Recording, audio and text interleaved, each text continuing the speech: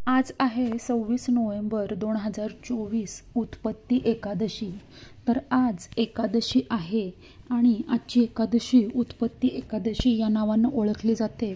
उत्पत्ती एकादशीचं महत्त्व काय आहे, तिचा पूजाविधी काय आहे आणि उत्पत्ती एकादशीची व्रतकथा काय आहे, त्या पाठीमागची कहाणी काय आहे, ते आपण आजच्या व्हिडिओमध्ये पाहणार आहोत। त्यामुळे व्हिडिओ शेवटपर्यंत नक्की पहा। हिंदू धर्मामध्ये एकादशी व्रताचं खूप महत्त्व आहे। तसं पाहता दरवर्षी 24 एकादशी येतात, परंतु अधिक महिना आल्यास त्यांची संख्या 26 सुद्धा होते। सर्वात प्रथम म्हणजे एकादशी ही कार्तिक कृष्ण एकादशी समजली जाते, कारण याच दिवशी एकादशी प्रकट झाली होती, म्हणून ही एकादशी उत्पत्ती एकादशी या नावानं ओळखली जाते।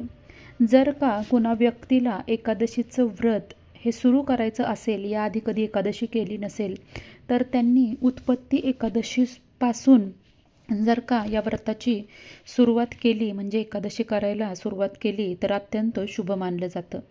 तर कार्तिक कृष्ण पक्षातील एकादशीला उत्पत्ती एकादशीचं व्रत केलं जातं। प्रत्येक महिन्यात शुक्ल व कृष्ण पक्ष मिळून 2 एकादशी येतात।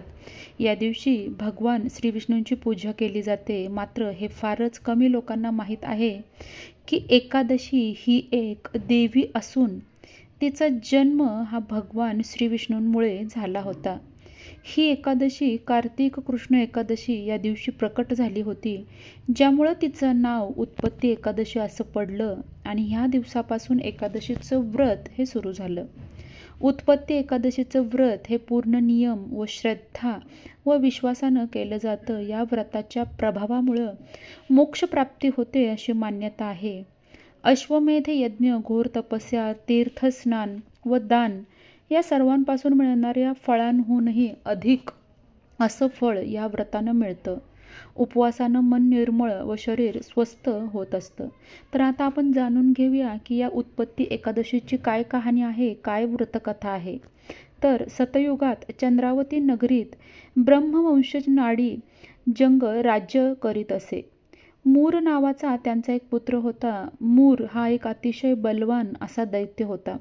त्याने आपल्या पराक्रमाने समस्त देवतांना त्रस्त केले होते। इंद्र व इतर देवतांचा प्रभाव त्याच्यावर होता आणि त्यांचा पराभव करून त्यानं आपलं साम्राज्यसुद्धा स्थापित केलं होतं।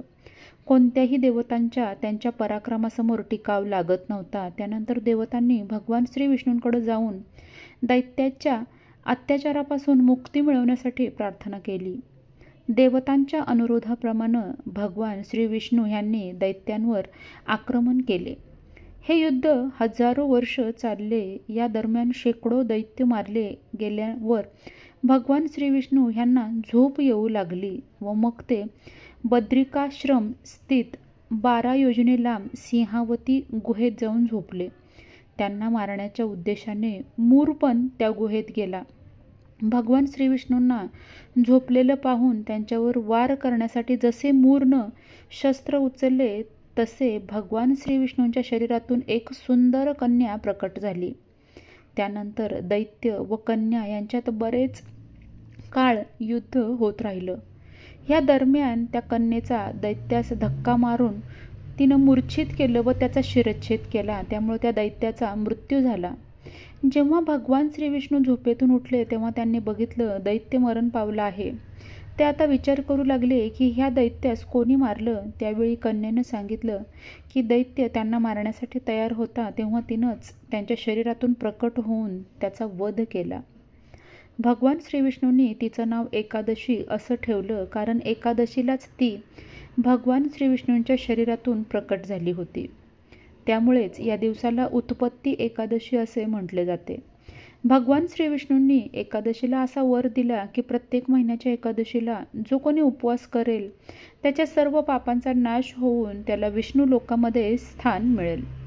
एकादशीच्या उपवासाची सुरुवात केव्हा करावी, तर जे भक्त, जे श्रद्धाळू एकादशीचा उपवास करत नाहीत, परंतु उपवास करण्याचा नेम धरतील, तर त्यांनी कार्तिक कृष्ण एकादशी अर्थात उत्पत्ती एकादशीपासून सुरुवात करावी, कारण ह्याच एकादशीपासून ह्या व्रतास प्रारंभ होत असल्याची मान्यता आहे।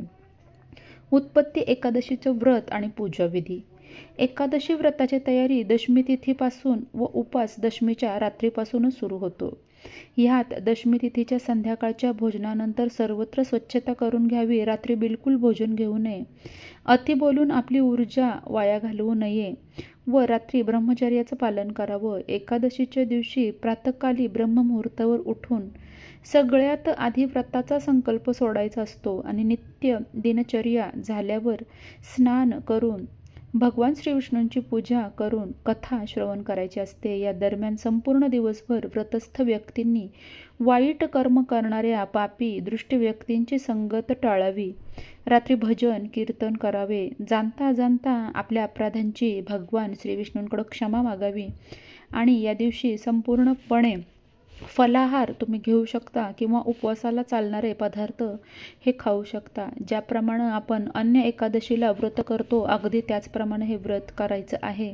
तुम्ही यामध्ये उपवासाला चालणाऱ्या गोष्टी खाऊ शकता, फलाहार घेऊ शकता, दूध घेऊ शकता आणि द्वादशीच्या दिवशी प्रातःकाली ब्राह्मण किंवा गरिबास भोजन देऊन यथायोग्य दक्षिणा देऊन या व्रताची पूर्णाहुती करावी. आणि नियमबद्ध केलेला उपवास हा जो असतो तो खरंच पुण्यदायी व फलदायी असतो. एकादशीचा उपवास कायम आपण दुसऱ्या दिवशी सोडत असतो. अन्नग्रहण जे आपण करतो, भाजी चपाती पोळी वगैरे जे काय असेल, भात वरण, ते आपण एकादशीला खात नाही. एकादशीच्या दुसऱ्या दिवशी म्हणजेच द्वादशीला आपण एकादशीचा उपवास हा आपला सुटत असतो. तर अशा प्रकारे ही होती उत्पत्ती एकादशीची कहाणी, तिचं महत्त्व, तिचं महात्म्य, त्याचं व्रत कसं करावं म्हणजेच उपवास कसा करावा आणि त्याचं धार्मिक महत्त्व, आख्यायिका, पौराणिक कथा सांगण्याचा प्रयत्न या व्हिडिओमधून मी केलेला आहे. व्हिडिओ आवडल्यास व्हिडिओला लाईक करा. चॅनलला अजूनपर्यंत सबस्क्राईब केलं नसेल तर चॅनलला नक्की सबस्क्राईब करा. लवकरच भेटूया नवीन व्हिडिओमध्ये आणि नवीन माहितीसोबत. तोपर्यंत माझ्याकडून सगळ्यांना श्री स्वामी समर्थ. धन्यवाद.